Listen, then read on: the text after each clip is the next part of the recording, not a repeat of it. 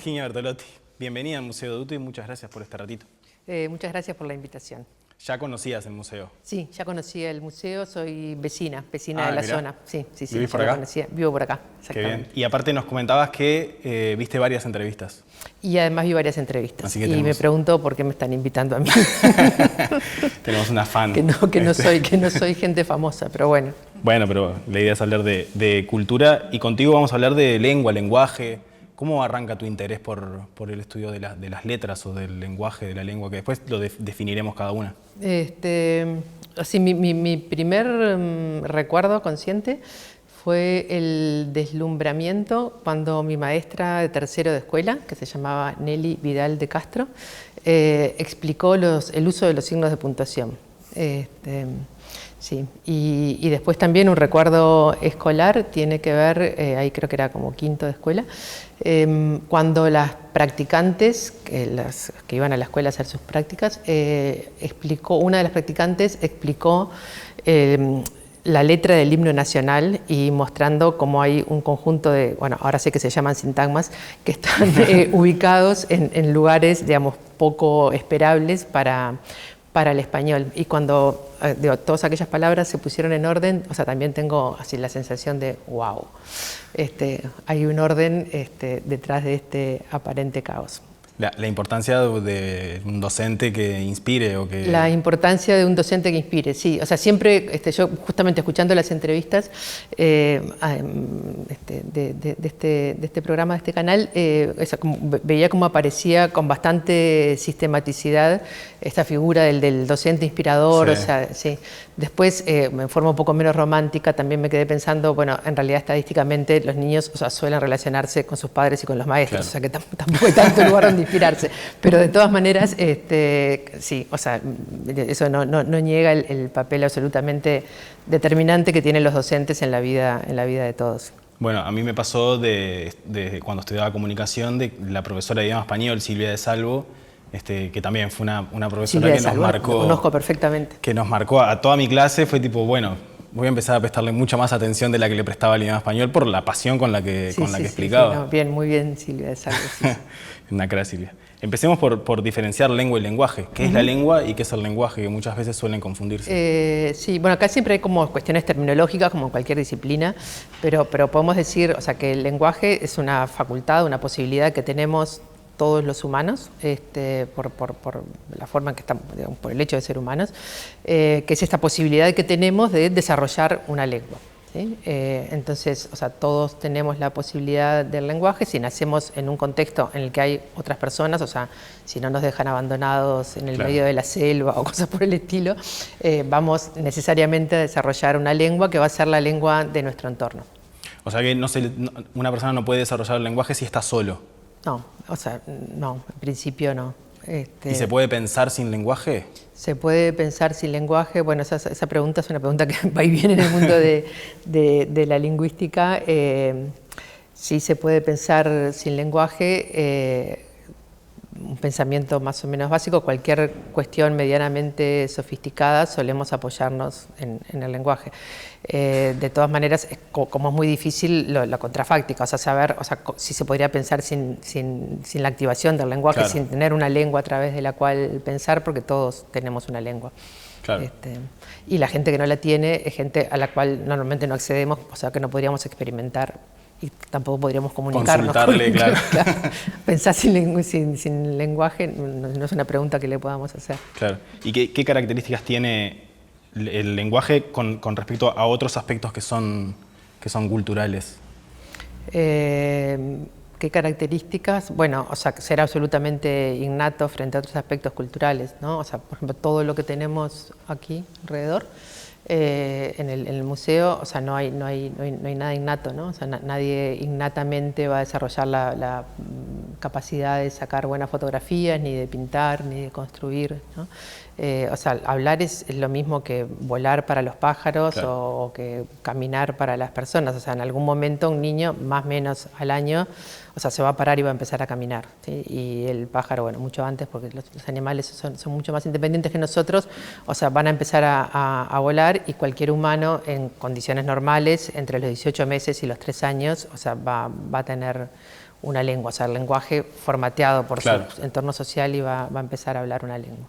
Yo te escuché decir que el lenguaje o el desarrollo de una lengua es algo biológico y es natural, y que hay otros aspectos que son biológicos y naturales, como por ejemplo un océano, pero nadie cataloga un océano como algo bueno o como algo malo, y sin embargo la lengua sí tiene como esa mirada de esto está bien dicho y esto está mal dicho. Ahí es que entran las academias. Ahí es que entran las academias, más o menos, porque o sea, culturas que no tienen, por ejemplo, la cultura anglosajona, o sea, no tiene esta tradición de academias de la lengua, y también hay lo que llamamos actitudes frente a la lengua. O sea, si ustedes tienen presente la obra de Pigmalión, o sea, consiste en hacer que una persona que hablaba de una determinada manera, con unas determinadas características sociales, o sea, fuera educada para hablar de otra manera y con otras características sociales. Entonces, las actitudes frente a la lengua y a esos juicios de correcto, incorrecto, bueno, malo, lindo, feo, no necesariamente tienen que ver con las academias, si bien las academias, por lo menos en una tradición, suelen exacerbarlas, ¿sí? Y ahí la Real Academia Española es la más conocida, pero no es la única dentro del idioma español. Perdón. La Real Academia Española se funda en el siglo XVIII, en 1713, ¿sí? Y en ese momento era la única academia de la lengua. Un poco más adelante, hasta ya en el siglo XIX, se empiezan a fundar academias en América, y muchas de ellas ligadas a la Real Academia Española, así como académicas correspondientes. Claro. ¿Sí? Una de las tareas principales que tuvo desde sus inicios la Real Academia Española fue la construcción de un diccionario. El español, que es una lengua con muchísimos millones de hablantes y que está extendida en muchísimos miles de kilómetros en el mundo, es una lengua con mucha variación, o sea, hay muchas maneras de decir lo mismo en diferentes lugares donde se habla español. Y en aquel momento la Real Academia, o sea, precisaba como capturar esa variación, y empezaron a funcionar esas academias correspondientes, ¿sí? En el caso del Río de la Plata, la fundación de las academias es súper tardía con respecto, bueno, a la colombiana, que es de 1851, si no recuerdo mal, o la mexicana, que ahora está cumpliendo 150 años, y son academias, o sea, más bien del siglo XX. Sí, o sea, no tuvimos como esa necesidad de ser correspondientes, se fundaron, digo, por otras razones. Igual hubo algunas personas que habitaban en este sitio del planeta que eran ellos académicos correspondientes de la Real Academia Española. Se supone que, o sea, ser correspondiente era algo así como ser corresponsal, ¿no? O sea, dar información, digamos, algo así. Y el lema de la Real Academia Española, por lo que tengo entendido, es limpia, fija y de esplendor, ¿no? Es como una cosa así. Sí. ¿Eso qué consecuencias trae una postura así a la hora de enfrentar cambios que son como muy dinámicos en el idioma? Porque yo leo eso y pienso como que están tratando de que el idioma no cambie mucho. Sí, o sea, es un lema de 1713, ¿no? Igual hay algo, bueno, que acá no lo puedo mostrar, pero que he mostrado muchas veces, sobre todo en clase, que cuando la academia cumplió... Ahora 1713, 1716, bueno, no importa, me entró la duda de la fecha de fundación, pero cuando cumplió 300 años, hasta el 16, sí, ¿no importa? Ya sé que esto no se puede editar, perdón, venerable público. Saquen cálculos, busquen, googleenlo, claro. No importa, se me está mezclando con un diccionario. Bueno, entonces cuando cumple 300 años, los publicistas españoles le regalan a la Real Academia un clip publicitario donde aparece una madre digo, muy enojada con un niño, yo qué sé qué, le llega como una especie de producto de limpieza, y a partir de ahí ella empieza a hablar en español correcto. Bueno, o sea que de alguna manera la expectativa sobre el hecho de que la Real Academia Española, o sea, fije la norma, o sea, diga qué es lo que está bien, qué es lo que está mal, qué es lo puro, qué es lo impuro, qué es lo correcto, qué es lo incorrecto, o sea, sigue presente socialmente hasta nuestros días. con la moderación del acumulado de evidencia que se ha ido produciendo con el desarrollo de las ciencias del lenguaje, de que inevitablemente las lenguas van a cambiar independientemente de lo que se diga y de lo que se proponga, ¿no? O sea, porque nosotros no tenemos ninguna posibilidad, o sea, nadie tiene ninguna posibilidad del control lingüístico de nadie, ¿no? O sea, para que hubiera control lingüístico tendríamos que tener como un policía de la lengua para cada persona que habla en el mundo o para cada persona que habla español. O sea, precisaríamos en este momento unos como 600 millones de policías de la lengua y además que estuvieran todos alineados y todos tuvieran como, digamos, el mismo criterio de selección y de represión. Sin importar países, sin importar... Esto no lo digas, Bing, esto sí no va a suceder. Y con respecto a informes o estudios, vos decías que hay academias anglosajonas. No, en el mundo anglosajón no tienen esta tradición de la academia, ¿no? O sea, eso no quiere decir que no haya figuras de autoridad, ¿no? De repente los diccionarios tienen como mucho mayor peso, incluso en algunos casos los medios de comunicación, o sea, establecen algún estándar, pero esta institución, Academia de la Lengua, o bueno, la Academia Francesa, no funcionan de la misma manera en el mundo. Porque yo tenía entendido que, por ejemplo, Stanford u Oxford tienen, no sé si es que tienen una academia de la lengua, pero sí hacen estudios. No, por eso, o sea, digo que hay instituciones que asumen ese papel, sí, pero no tienen esta estructura de la academia con académicos. Y tienen una postura como más abierta a la hora de no decir esto está mal, sino esto se usa en algunos lugares o determinada franja etaria lo usa.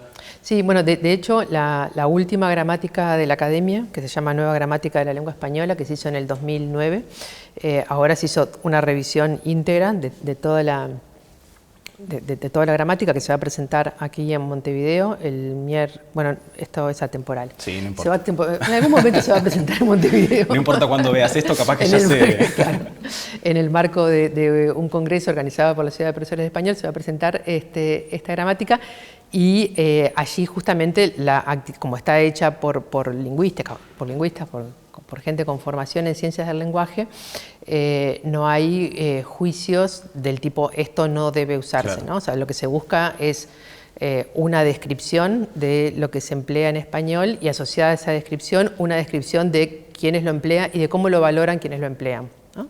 Entonces, no sé, supongamos que vienen hablando de la flexión, de la conjugación verbal y dicen el verbo aiga está presente en algunas variedades del español, su uso sobre todo es un uso rural, suele ser considerado disonante en un discurso público, ¿no? O sea, como recomendaciones de uso y caracterizaciones de quienes lo usan y de cómo se valora esa forma. ¿Y con el hubieron cómo estamos?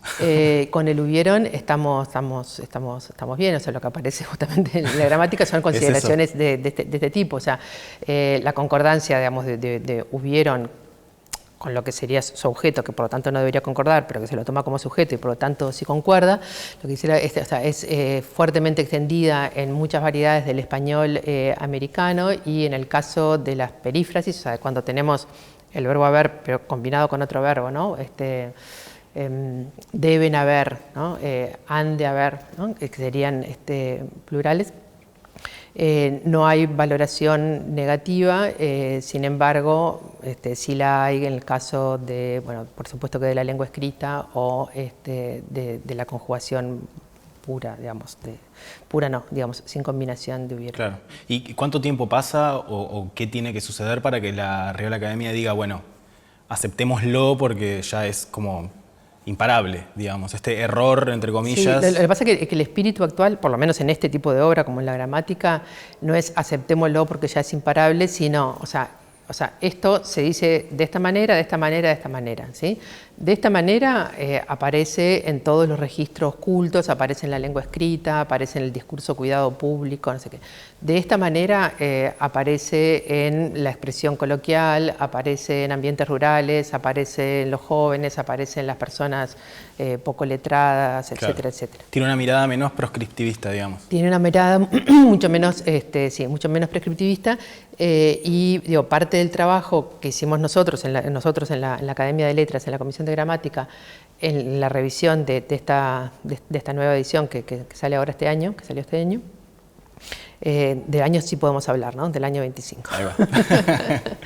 Sí, esto va a salir este año. Fue hacer este tipo de comentarios, ¿no? O sea, se desaconseja el uso de no sé qué tal forma por considerarla poco culta, y nosotros decíamos, ojo que esta forma en Uruguay no tiene ningún tipo de marca de poco culta, lo usan, entonces ahí íbamos a conjuntos de datos que se usan para hacer este tipo de juicios, que se llaman corpus, y decíamos, o sea, fíjense que, o sea, este ejemplo que es, del rector, este ejemplo que es del presidente, este ejemplo que es del senador, este ejemplo que es de una maestra, o sea, los cultos lo usan, por lo tanto, o sea, no pueden decir esto para Río de la Plata. Claro. Y ahí, en el mundo académico, digamos, cuando un estudiante te entrega un trabajo, ¿vos solés hacer estas correcciones que por ahí en otros contextos no las corregís? Sí, porque me parece que son dos cosas distintas, ¿no? O sea, una cosa es tu tarea como investigador en la lengua, otra cosa es tu tarea como docente, ¿no? Y como docente, o sea, tenés que hacer dos cosas, o sea, enseñar y dar, digamos, como oportunidades de ascenso social. Por lo tanto, enseñar digamos, lo que la sociedad espera de la gente, ¿no? Entonces sí, o sea, sí, las corrijo, las cosas que yo sé que van a ser como mal vistas, claro, sí. Bien.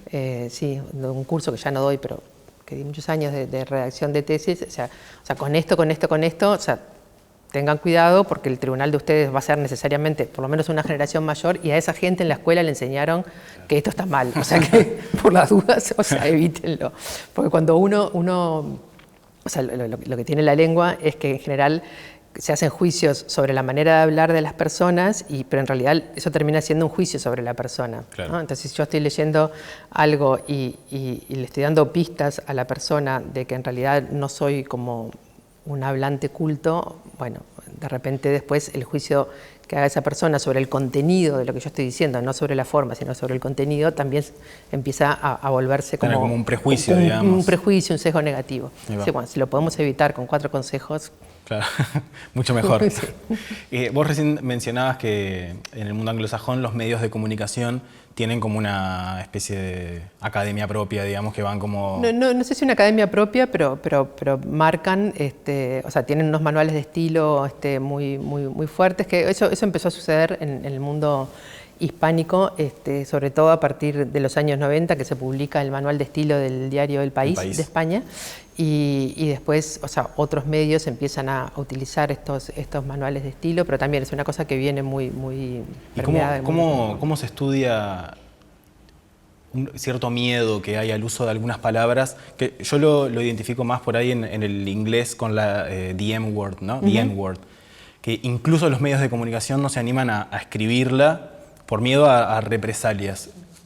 ¿Cómo se estudia el poder que puede tener una palabra a nivel cultural que ya no se puede ni decir? Sí, eso es relativo. A ver, o sea, siempre hubo como un conjunto de palabras tabú. Claro. ¿No? O sea, que no podías decir porque, bueno, que se llaman como palabras malsonantes o malas palabras, o tienen diferentes tipos de denominaciones.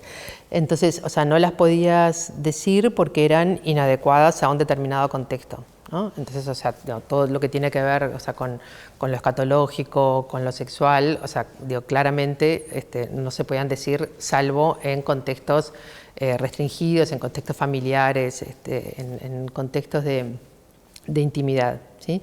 Esto a lo que usted hace referencia es como lo mismo, pero son malas palabras, o sea, no por, digamos, su contenido, sino por la visión de mundo que hay detrás. Claro. ¿No?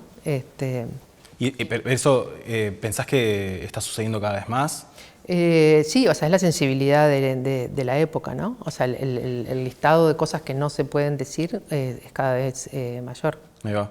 Y nosotros, bueno, esto va a salir en YouTube, y el algoritmo de YouTube y de Instagram, por ejemplo, hace que por el mero hecho de decir determinadas palabras o te lo desmonetice o te quite la visibilidad, ¿no? Es muy común ver memes con determinadas palabras tachadas para que eso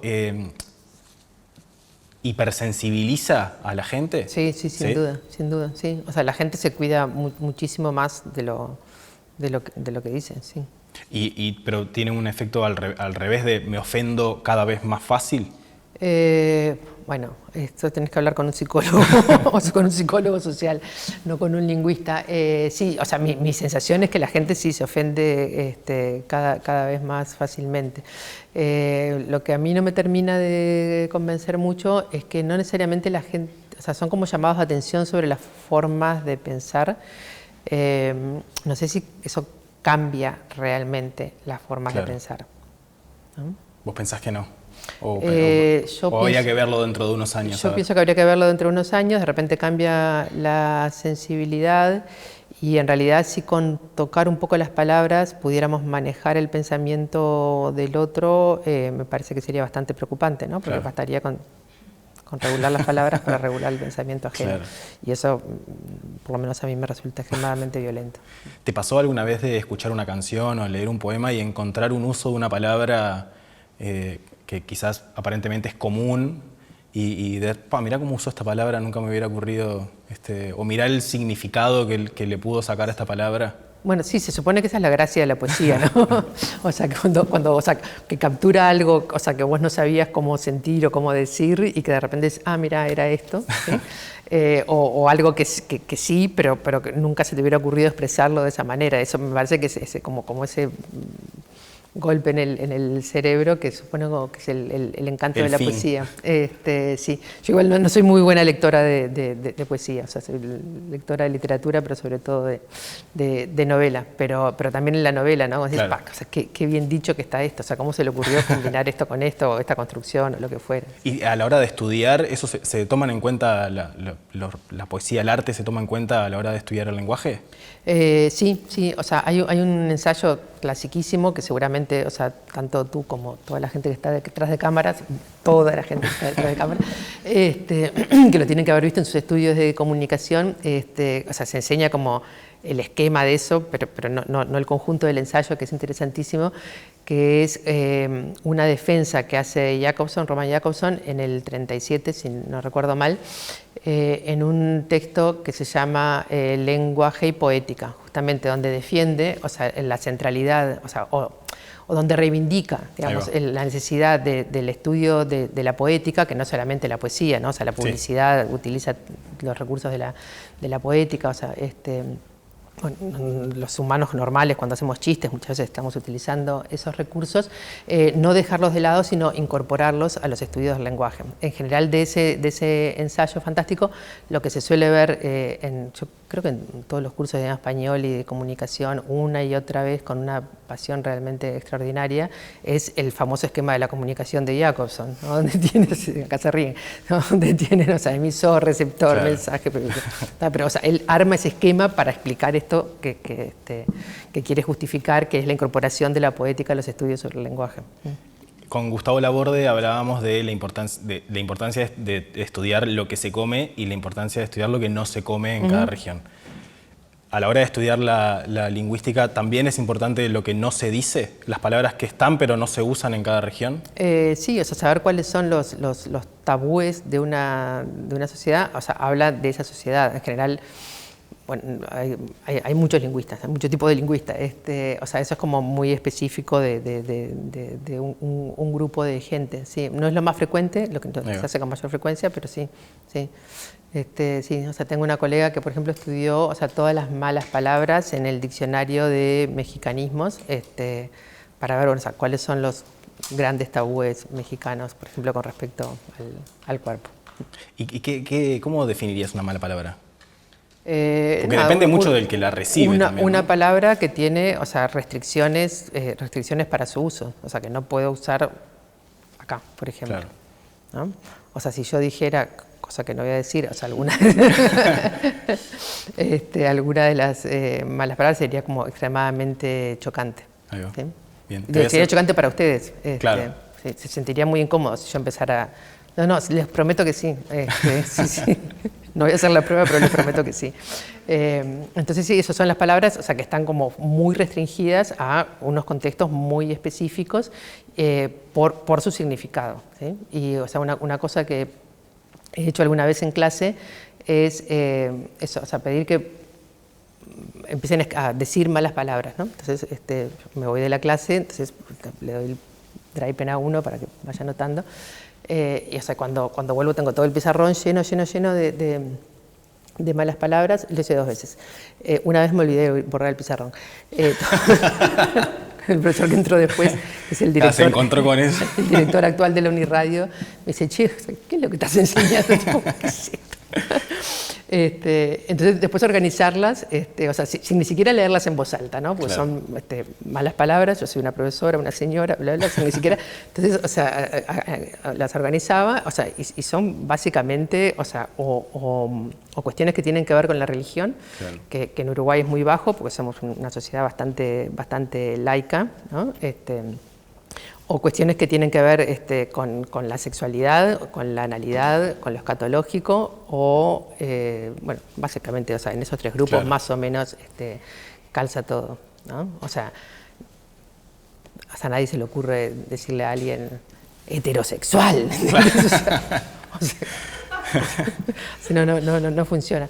Tengo una anécdota no muy correcta, pero la voy a contar igual, de una colega muy querida ya hace años, cuando empezó como este movimiento de la corrección política en la lingüística, en la expresión lingüística, que venía contándole, fue a buscar a su nieta a la escuela, y la niña, como esas niñas de 5 o 6 años, que cuentan, ¿no? Y entonces yo le dije, ella me dijo, yo le dije, entonces yo la miré, ese discurso de esa etapa, que se había peleado con una amiguita y le pregunta mi amiga a su nieta, ¿y vos qué le dijiste? Afrodescendiente. El cual, o sea, es como... Claro. Bueno, nada, no tengo que explicar. No sé si es un chiste, pero... Claro, sí. Bueno. Bien. Bueno, te voy a hacer la última pregunta. Muy bien. Te vamos a hacer un regalo. Perfecto. De nuestro proyecto editorial. En este caso es un libro de cuentos de Figari. Bueno, me encanta. Yo usé unos cuentos de Figari justamente para mi tesis de doctorado, porque es de los pocos que tempranamente empieza a poner voceo en la literatura. Mirá, cantá, vení. Mirá. Sí, bueno, no de los pocos, pero me vino. Pero sí de los primeros. Pero sí de los primeros, sí. Que me quedó una colgada. ¿Vos estás a favor de que yo te regalo para Ah, bueno, muchísimas gracias. O para ti, para quien quieras. Cambio. No, lo dejamos acá, sí, lo dejamos acá, claro. Sí. Ahora hacemos una toma. ¿Estás de acuerdo de que los padres le enseñen a los niños las malas palabras y que les expliquen, bueno, esto significa esto, se puede usar en determinados contextos? ¿No está bueno que los uses en la escuela o...? No sé si se precisa mucho, enseñar mucho. Me parece que eso se aprende, o sea, es las cosas como muy sociales y que se aprende muy fácil. Pero entender qué significa determinada palabra para que el niño también entienda que no es una palabra que se le pueda decir a otro, porque el niño, bueno, se va al estadio, la escucha, entonces, bueno, acá sí. Sí, bueno, sí, pero esa es información que siempre estamos dando. No sé si especialmente con las malas palabras, ¿no? O sea, la misma forma que le dice a los niños, o sea, cuando entra alguien, o sea, saludás, claro. Cuando te hacen una pregunta, contestás, o sea, si te dan algo, decís gracias. Me parece que es como la educación social, ¿no? Sí, además, eso, hay veces que los padres tienen como... nada, o sea, como una manera de ver el mundo a la cual todavía no llegan los hijos y de repente es como adelantar cosas, ¿no? Ahí va. Un poco el criterio de siempre, o sea, hasta que no preguntan, no les expliques, pues. Claro. A no ser que, bueno, no importa, no voy a hacer psicología barata, perdón, público. No, bueno, pero era una pregunta que me interesaba. La última pregunta que se la hacemos a todos es ¿para qué sirve el arte? ¿Para qué sirve el arte? Lo podría haber pensado, porque dado que vi otras entrevistas, podría haber pensado la respuesta propia. Bueno, yo qué sé, no sé, digo, para vivir, ¿no? No sé, o sea, yo tengo una especie de sticker, o sea, trabajo en investigación en la Universidad de la República, que se llama ¿Te imaginas un país en investigación? Y eso, o sea, ¿te imaginas un mundo, o sea, sin arte? O sea, que no haya cine, o sea, que no tengas nada para leer antes de acostarte, que no tengas música, o sea, sí. Muchas gracias.